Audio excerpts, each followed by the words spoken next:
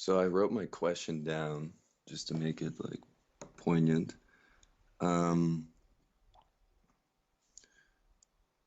so I noticed this like during the talk as well. Um, with most of your talks at the beginning, I'll feel more and more like expansive and more relaxed. And towards the end of it, I start to contract and feel uncomfortable in my body and hold on to things and thoughts are happening and everything. Mm. And so my question like relates to that. It's just how might this addiction to suffering due to familiarity stop? There's often this expanding and then something goes back to contraction because even if it's pleasant to expand, it's not like familiar. So it just like goes back to its old habit Mm. of being like, no, no, no, you know? And this is happening like in my life, like constantly as well. Mm. And I feel like it's just an addiction. It's like, oh, the mind is going like, and yeah, Mm. it's just, it's out of habit. It's out of familiarity. Mm. Yeah. So how might that, how might that stop?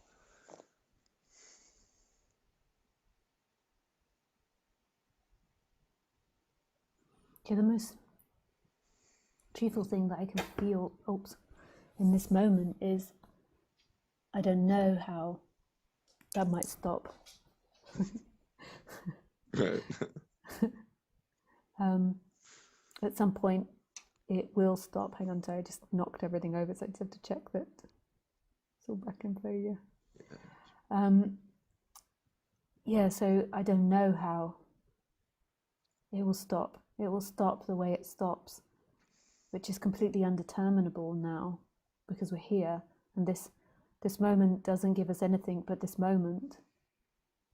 The future is nothing, the past is nothing, and actually this moment is nothing.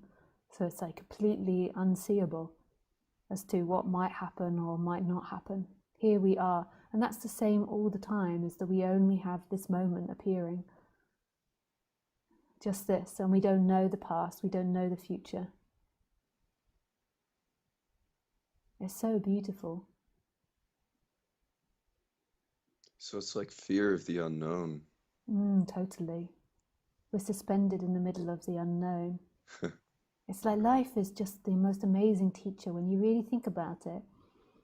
What life expects us to do is to live in complete mystery with all these apparent things happening. So it's like we're always really with complete mystery. We don't know what the future brings. We don't really know what the past was. We don't really know what's happening now. And yet things keep moving, like a kaleidoscope keeps moving. So all these different things keep being presented. And that's the challenge, is to completely surrender to it. Like all types of things could happen. Like the Amsterdam could blow up tomorrow. You know, like you could get $1 million. Like the internet could collapse. Societies could collapse. We're in such a weird thing at the moment with the lockdown. Like all different types of things could happen. And then on the personal Yeah. level, all types of things. Your family could just suddenly disappear. Like it's unlikely that happens because society is set up in quite a safe way. But Right, right. really, like we're suspended in the middle of nowhere, and the person is always trying its best, like with all its tentacles, to try and hold on to things to make something familiar out of what is. And it's natural that that's what the human being does, otherwise, the humans would all be in chaos. But in this moment, that's the reality of it. We're in absolute mystery and absolute wonder. We don't know what's going to happen. We don't know what the future holds. We don't know what the past is. We don't know who we are. We don't know what's happening. We just know it is. And there's not even a we, there is simply what it is happening. And the more that there can be a surrender into that mystery of who you are, and less of attachment to the person that needed to know something, then there's more freedom. I don't know how or why that happens. It appears to be the spiritual path that happens, but who knows in the end? It's a happening. It's madness. It's all madness. And in 100 years' time, in this apparent dream, it will all be absolutely irrelevant. Everyone you know really will have passed. Yeah, and I notice everyone around me like wants to know, you know? They want to, Yeah, it's attachment and I to, just don't.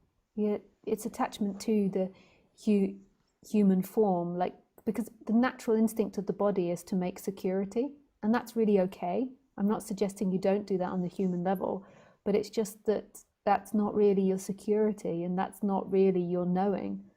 It's just that's the function of the human, like it is the function of the squirrel to gather its nuts. The function of the human is to be safe within its society. But it's not your real freedom. And it's not truth in any way. Like, really, we're just in mystery. We're suspended in the middle of nowhere, just dangling. Like, here it is. And it's so free and it's so wild and it's so innocent. And it's absolute mystery. It's absolute unknownness.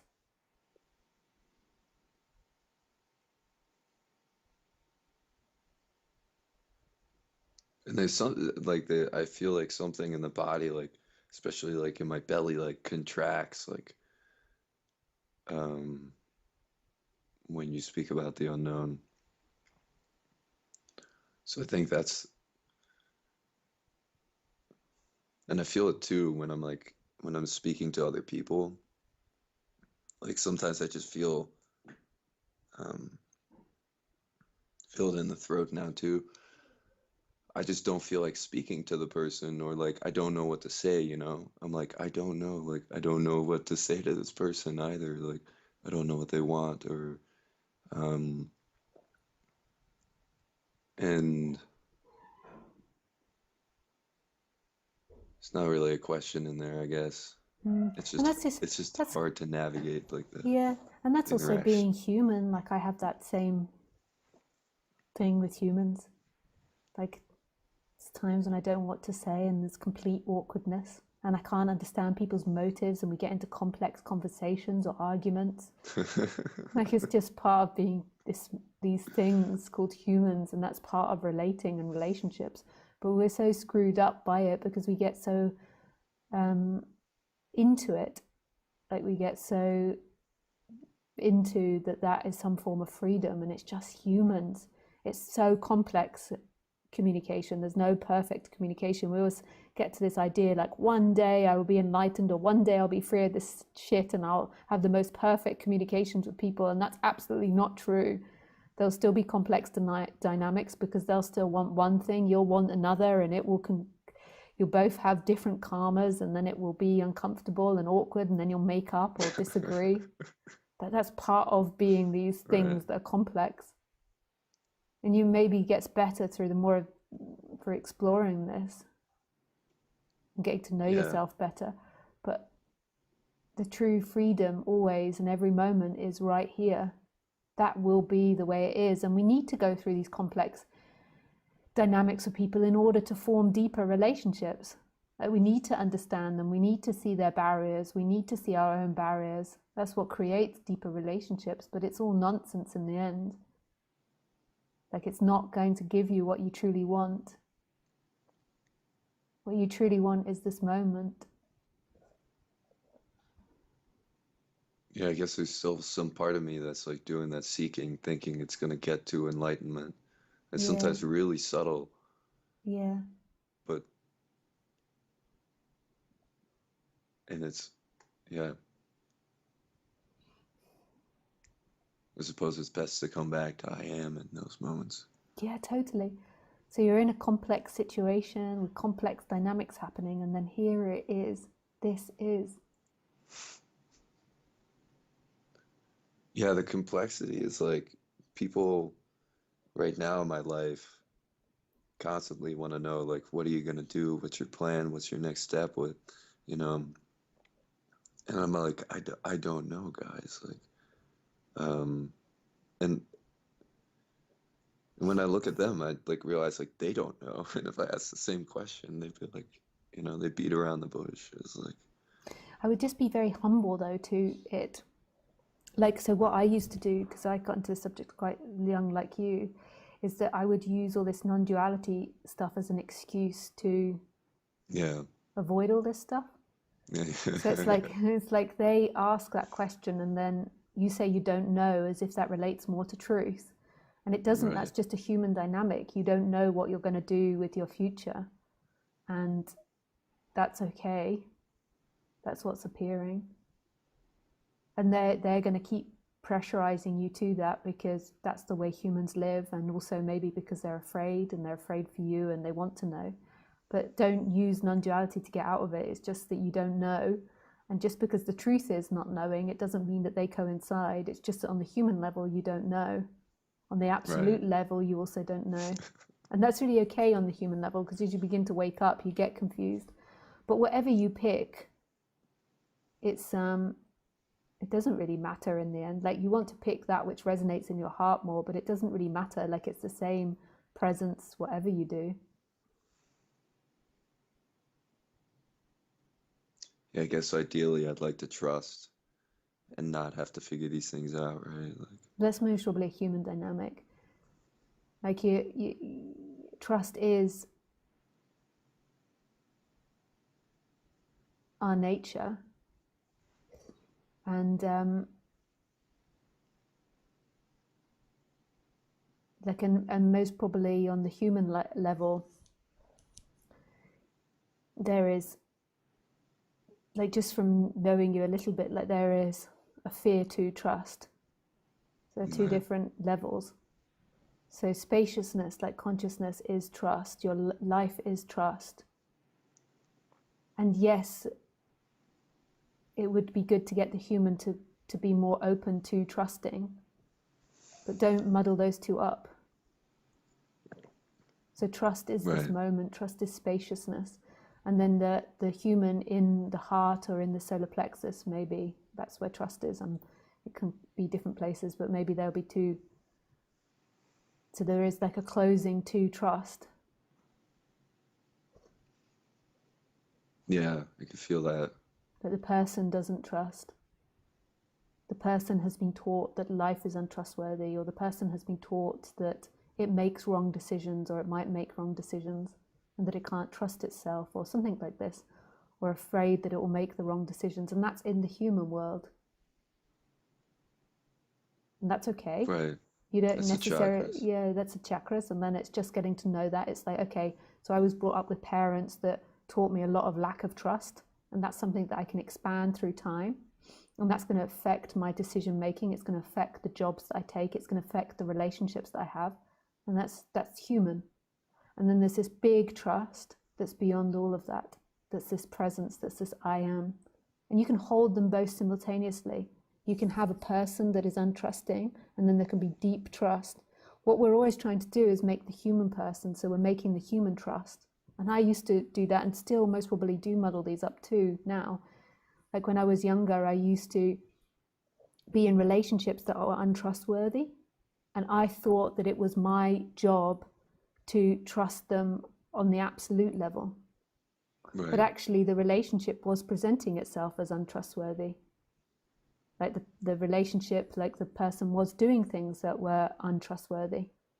But I thought at that time that it was my job to surrender into the bigger trust of life. Whereas on the human level, I was getting like indications that this relationship wasn't trustworthy, and I wasn't responding to it because I was telling my human, but you've got to trust from life's perspective. And these are muddling these two different layers. So then it created it's not necessarily seeking. Can be, can not be.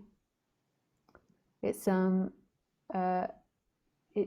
it's just that the person is saying to itself, I've got to like trust when I don't trust. Like it can also be like so for example, it can be that you had untrustworthy parents, and then your parents were always insisting that you trusted them, so that you followed them even when you didn't feel safe. And so then it's just a habit that presents itself as an adult. It doesn't necessarily mean to be seeking. It can or cannot be seeking. It's just a pattern that's appearing.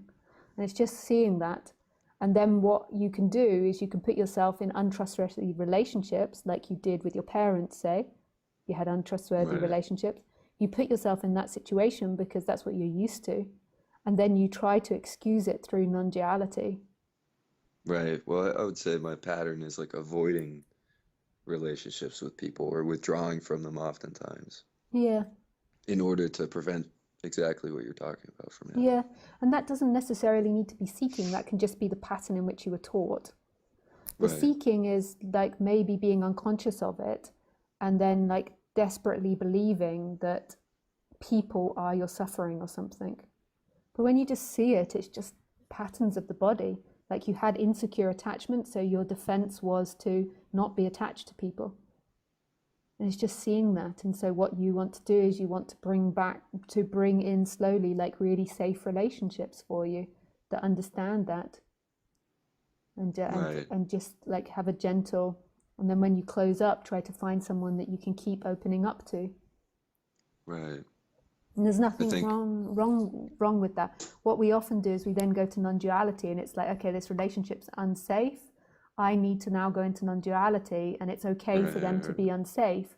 And so then we keep putting ourselves in relationships that are unsafe, and it's just seeing that that's the habit of the body mind, and that you can change that. But that will be whatever you were brought up with in your childhood, there will always be a tendency, there will be a strong tendency towards that. But it's seeing that none of that is freedom. What is freedom is the I am, which is beyond all that. can I trust like that life knows how to unwind all this? Yeah, like on the ultimate level, like life knows how to unwind this. It created this and it unwinds it. Right. So whatever is given to you is the perfect opportunity to go beyond seeking, to go beyond dynamics, to go beyond karma. Like everything is a gift. So if in a moment, like if I'm speaking to a person, and oftentimes like when I'm speaking to a person, especially if they want something, like I feel really uncomfortable. And maybe that's something in me also. Maybe I want something from them. I don't know. But um, it's kind of hard to like let go and trust and open to those feelings as I'm with that person. You know what I'm saying? Like, Well, what does it make you want to do? well, it makes me want to like run away and like end the interaction and like, Yeah. you know, and If be it's alone, yeah, retreat. if it's a safe place, I would try to articulate that, like, but to really taking responsibility for your feelings. So try to say, I Right. feel insecure because I feel like there's something that you want from me right now, but Right. really owning it, like, so really owning your feeling, and then at the same time, like, so owning your feeling your feeling, and acknowledging that there is this I am now, that this presence that's totally free beyond that. But on the human level, like, the way to relate is to try to be more and more honest, and it's really hard. Like, I have people that I really struggle to be honest with, and then I blast people with too much honesty. It's hard to get it right. But what you want is to try to be honest about how you feel, and then if people can receive that, then, and you can keep doing that with someone, then you know that that's the friendships that you want to develop. Right. Like, if they can keep holding you and not rejecting you and slamming it in your face and rubbing your nose in it. Right. Like, if they can keep, and then also for you, like, if you can keep doing that for another person, like, keep going beyond. But that doesn't mean like going beyond as in like letting people to abuse you. There's also barriers, but it's also Yeah. like seeing, can somebody present, you know, their feelings, and Yeah. okay, we all get reactive, but also like being able to sit down and say, I got reactive, and go beyond that. And that's like how you build trust in relationships, but it's not easy. I mess it up loads of the time. But I'm learning more and more that that's where you want to head towards in relationships. not mixing it up with non-duality. Like I used to use non-duality to disregard people's behavior or my own behavior. Yeah. Excuse my own behavior all the time. Yeah. I could see that. Yeah. Okay. All right, cool. Thank you Nice. so much, Lisa. Yeah, pleasure, Brian. Yeah, It's so really lovely. appreciate it. Yeah, lots of love to you. Yeah, have a good night. Thank To you, you and too. you. Thank you. Bye.